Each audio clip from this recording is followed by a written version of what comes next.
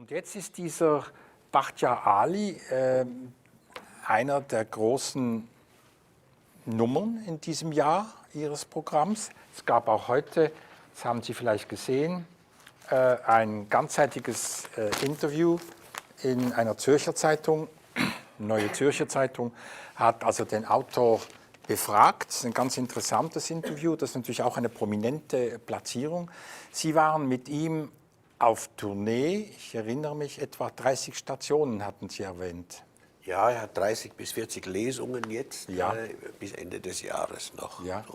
Also, und jetzt interessiert mich, wie Sie auf den gekommen sind, auf einen Autor, der schon 10 Bücher publiziert hat und jetzt übersetzt werden muss. Und wie geht jetzt das? Wie kommt so ein Buch in Ihr Verlagssystem sozusagen rein? Es gibt schon so mehrere organisierte Kanäle. Also zum Beispiel gibt es eben literarische Agenturen, die, wenn sie denken, das ist das richtige Buch, der richtige Autor für den und den Verlag, dann schicken sie einem das. Also sofern der Autor bei einer Agentur ist. Oder man hat Kollegen, Verlage, die einem einen Tipp geben.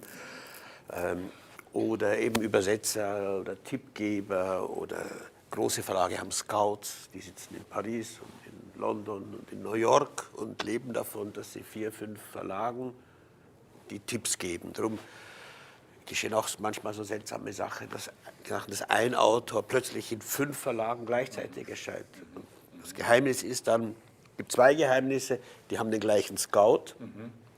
Und zweitens, wie ist es früher, you get never fired for buying an IBM. Das heißt, wenn jetzt ein großer französischer Verlag diesen Autor kauft, der aber auch von dem großen englischen Verlag gekauft wurde, vom großen italienischen, wenn es dann schief geht, naja, dann ist es nicht so. Wenn man aber dann auf eigene Faust und ganz allein einen Autor entdeckt, da ist man als freier Unternehmer, wie ich das bin, ist man ja, niemandem Rechenschaft schuldig, außer dann der Weltgeschichte, aber angestellte Lektoren sind da oft unter Druck. Voilà. Jetzt in dem Fall natürlich kommen auch sehr viele Manuskripte direkt per Post. Und da stöhnen die Verlage oft, aber das ist eigentlich ein ganz großer Segen. Und ich prüfe irgendwie seit Jahrzehnten jede Einsendung, die kommt, weil meine schlimmste Angstfantasie ist, irgendetwas Großes zu übersehen. Man übersieht immer noch ganz viel und sagt Nein, wo man hätte Ja sagen sollen. Also da gibt es ganz vieles, was ich auch abgesagt habe, was ich jetzt natürlich bereue. Aber da habe ich diese ersten Seiten gesehen von der Übersetzung und war mir sofort klar, das ist etwas ganz Großes. Und dann haben wir auch ganz schnell zugesagt und uns dafür entschieden. Und das ist ein seltener Fall.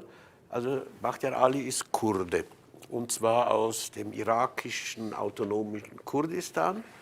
Und wir wissen, dass die Kurden eigentlich eine Nation sind, die immer in Bedrängnis war, die nur überlebt hat durch besondere Kühnheit und Anpassungsfähigkeit und auch großes Beharrungsvermögen. Und das hat sich irgendwie bei den Übersetzern auch so geäußert, dass die einfach übersetzt haben, weil sie den Autor lieben und weil sie die kurdische Kultur lieben und das einfach gemacht haben, ohne zunächst an irgendeinen Verlag zu denken. Und dann haben sie an uns gedacht, weil wir schon einige Klassiker haben. Wir haben Yashar Kemal und Mehmed Uzun und andere. Gut, und dann, also das ist wie, das Ei kam zu Kolumbus und wir haben Ja gesagt. Und so ist das gekommen. Und es haben sich aber nicht der Autor selber, hat sich nicht der Autor selber gemeldet, sondern es haben sich Übersetzer bei Ihnen gemeldet. Das waren auch kurdisch, deutschstämmige oder sind das deutsche Übersetzer, die Kurdisch können oder was sind das für Leute, die darauf gestoßen sind und wie sind die auf das Buch gestoßen? Das ist ja in Deutschland vermutlich nicht greifbar. Das können Ehepaare sein, das hatten wir zum Beispiel bei Yashar Kemal in den ersten Romanen. Mit unterschiedlicher Ausgangssprache. So. Der Türke mit seiner deutschen Frau, beide literarisch interessiert. Er ist gewissermaßen der Experte für die Quellsprache, sie ist Expertin für die Zielsprache. Und dann können die Ehepaare streiten, was die beste Fassung ist. So, wie einfach jeder seinen Normale Übersetzer streiten ja in sich selbst, im Inneren, wie sie es am besten machen, mit sich selbst. Und dann gibt es dann diese sehr interessanten Diskussionen. Und das war jetzt in dem Fall auch so, dass der eine Übersetzer ist Kurde und sie ist Deutsch. Sie sind kein Paar in dem Sinn. Das ist Ute Kantera-Lang, die den deutschen Part gemacht hat, und Ravesh Salim hat den kurdischen Part. Und Sie haben das zusammen gemacht? Oder? Das zusammen Ja, gemacht. ja.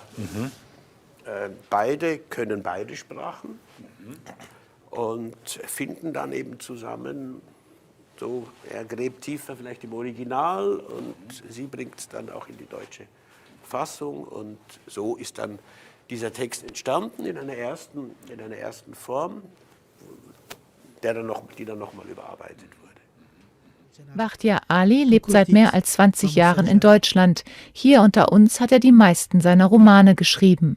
Auf Sorani, der südöstlichen Form des Kurdischen. Eine kleine Sprachfamilie, die auf dem globalen Literaturmarkt keine Rolle spielt. Vielleicht hätten wir Bahtiar Alis Stimme nie vernommen, wenn sich nicht ein begeisterter kurdischer Leser mit Deutschkenntnissen eigenhändig an eine Übersetzung gemacht hätte.